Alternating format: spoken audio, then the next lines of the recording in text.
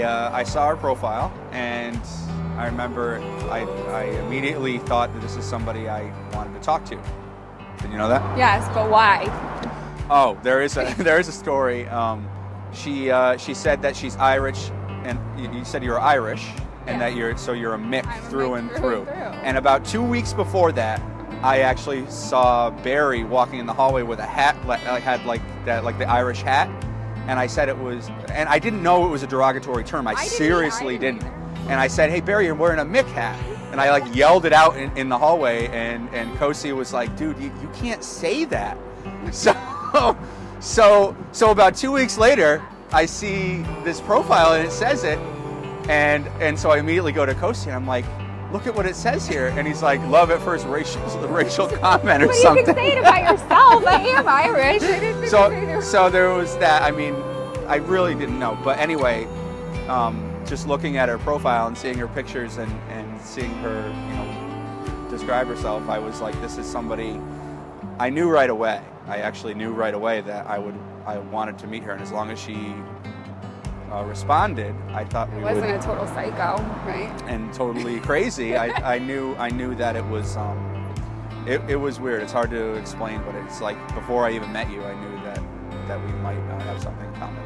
I was done with dating in general. He was literally my last match. I was over it. I wasn't going to do it anymore. I was tired of it, and my subscription was going to expire. So I was like, I'll give this guy one more shot. He stuck out to me because one of his pictures, he was completely dressed in a yellow rain suit. Because I found out later. A sailor pick. He was whale watching, right? In Vancouver. In Vancouver, but he was just in a bright yellow school bus rain slicker. That's what you were wearing. So I said, all right, we'll try this. And you talked to me, and I responded. Yeah. That's the first step. That was the first step. We talked for a little bit, and then I was like, are you going to ask me out or what? Like, forget about this. I wasn't very good at that. It's funny. It's like, it wasn't that long ago, but it seems like forever. Yeah, it does. But yeah, so March 29th, it was pouring rain. So we go to the fireplace in Southington, and I get there before her. She's running late, which she says she never does, but she's done. She did the first 2 dates. She ran late. So I get there before her, and I'm like, all right, I scoped it out. I've never been there before. I'm like, this is kind of like a bar. So I want to make sure we have seats because I don't want to be like awkwardly standing. I'm already going to be a little awkward to begin with. So let's not have it extra awkward and like stand and get bumped around. So I get there early, we find seats, and I'm kind of sweating a little bit, waiting for her to come. And she said, I'm here, I'm at the door or something. So I immediately think she's at the front door, and all of a sudden she walks like the other way. Like I didn't even know there was another door. Like, was she in the bathroom? I didn't understand. So all of a sudden she's there, and I'm like all frazzled, and I'm like, I was hiding in the bathroom. I wanted to play it cool. The first time I meet you in person, I want to be like, hey, it's me. But I'm not like that at all. I'm just like, what door? Where did you come from? And I'm just like, so, and she could tell I was a little bit nervous, but I'm telling you, I think I went in for the awkward hug just to make it feel even more comfortable. Yeah. If I remember correctly. You got me off guard with the door and stuff. But no, we had a great first date. I think we did. We did have a great first date. You told me a lot of fun information about my crazy family. My grandfather's crazy man, and I told some stories about my grandfather. So I was comfortable with you to tell just funny stories, family craziness, and then we had a good conversation. Well, we stayed there a couple hours, right? We stayed a couple hours. We had a lot. We talked a lot about anything and everything. I feel like we got to know each other a little bit, because it was only.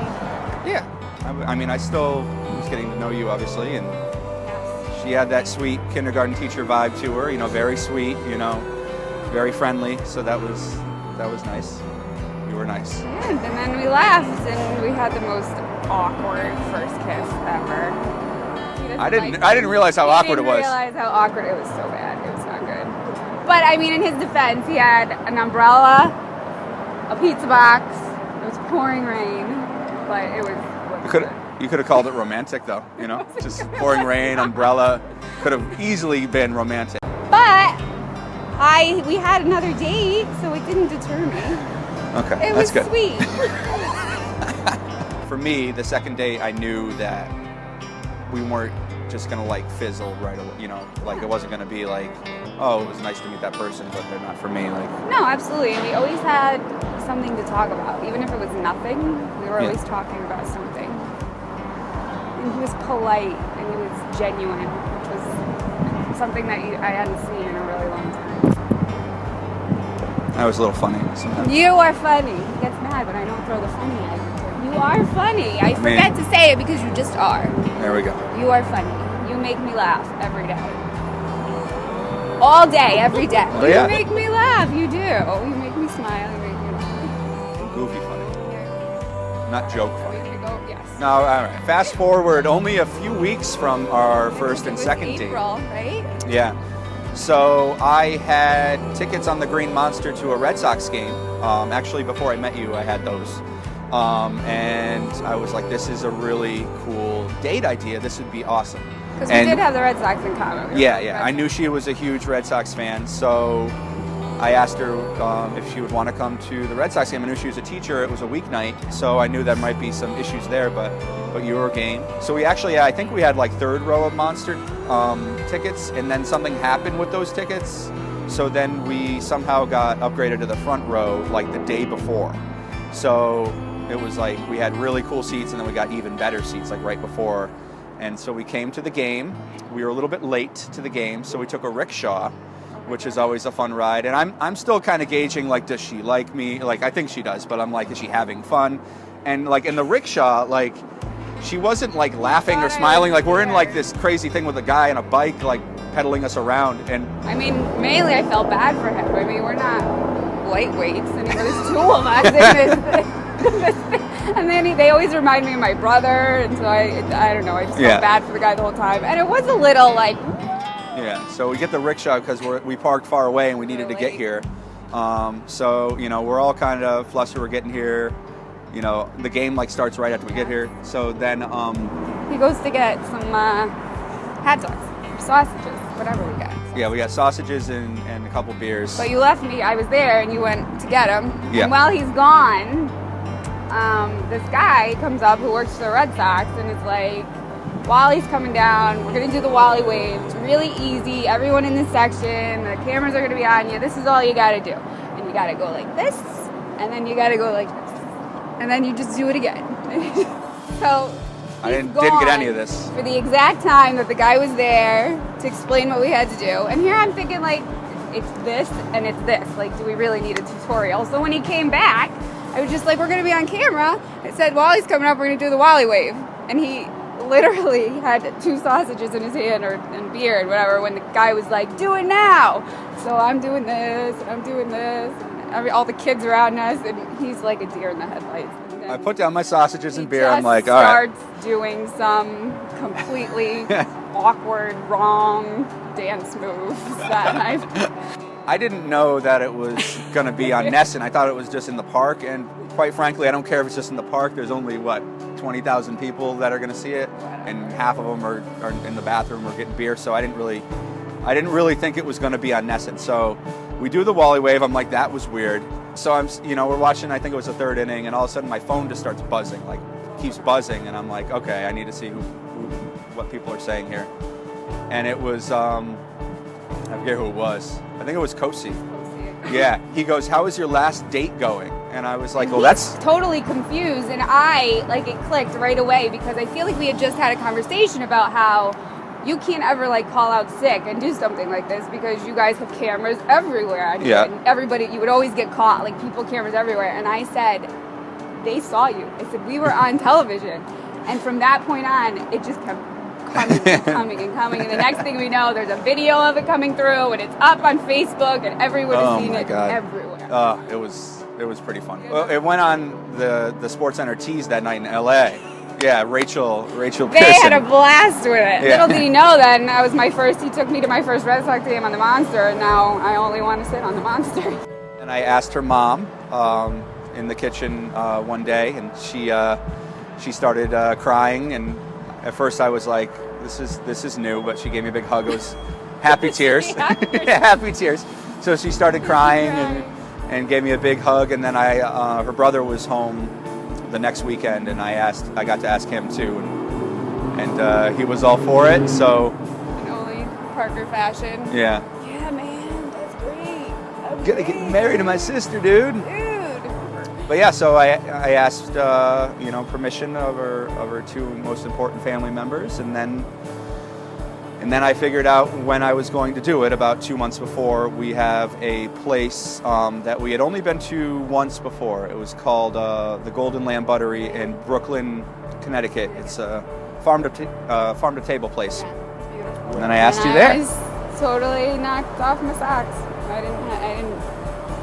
I mean, I knew we were going to be together. I did.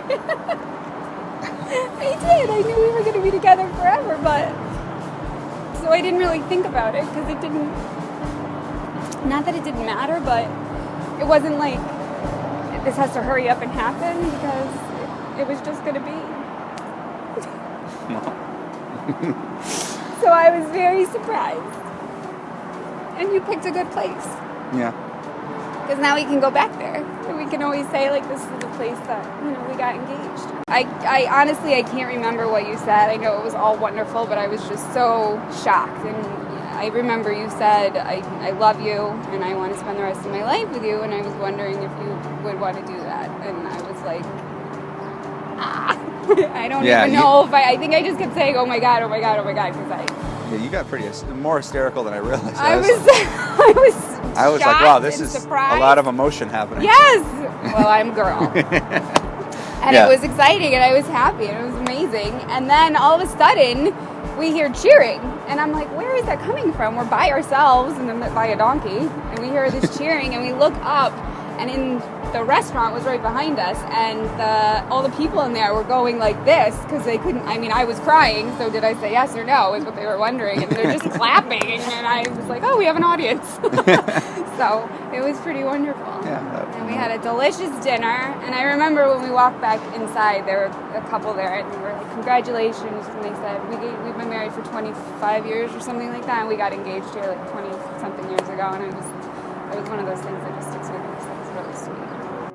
She's really just a really sweet, caring, and thoughtful, and she's just got, she wears her emotions on her sleeve, obviously, as you just saw, like, I mean, we're just really just partners in crime. We think the same way, and we've got each other's backs, and she's very pretty, obviously. Doesn't hurt. Doesn't hurt. No, but she's just such a sweet, caring individual. She cares about everyone else before herself sometimes, almost too much. And it's, she's always there to help people out, to be there for others, to be there for me when I need somebody to talk to, when I need somebody to, to bounce an idea off of or whatever. She's just the person that's going to be there with me the rest of my life, and I totally am so excited to go down that journey with her. It's going to be so much fun. I think I even told you this one day, and when we used to, like, when we would wake up in the morning, the first thing that he would say is, how did you sleep last night? Did you sleep well? And I can't talk. That always just resonated with me because it just was, his first thought was about me, like, and how I was doing, and how I mean, it's silly, how did you sleep? And I slept all right after you stopped snoring. That was great. But I know that I am his most important thought and person, and that he loves me with everything that he has. And it's nice, it's comforting, and it's nice to know that. Because I love him the same way. But he is just the most honest and genuine person that I think I have ever met in my life, and there's not a mean-spirited bone in his body. He's completely selfless, and I know that he thinks about me and worries about me and anyone else that is important to him, and he would do anything for me. And I think I spent a lot of time being that person, and having those feelings, but never having it reciprocated by anyone. And it's nice does. He loves me the best way that he can, which is perfect for me. And he's funny. Yeah. I think about how lucky I am that I found you, because, you know, I think we both had a lot of winding roads to get to this point, and sometimes they don't make sense until you get to the point where you're supposed to be. And I think it all makes sense now. And that's why when, you know, you say it was only March of 2015, but I can't remember. I can't remember when you were in my life. Because I feel like that's when all the good stuff started.